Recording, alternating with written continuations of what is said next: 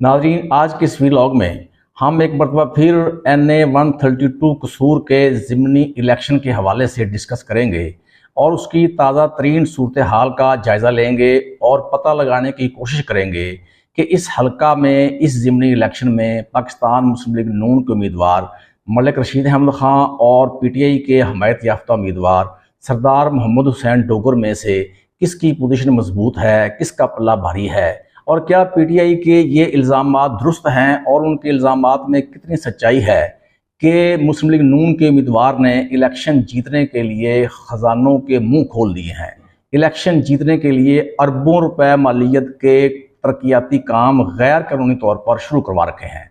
इसके साथ साथ हम आपके साथ एक खुफिया तहकीकाती इदारे की एक अहम रिपोर्ट, एक तहलका खेज रिपोर्ट शेयर करेंगे जिसमें उम्मीदवारों की हार जीत के हवाले से अहम इंकशाफ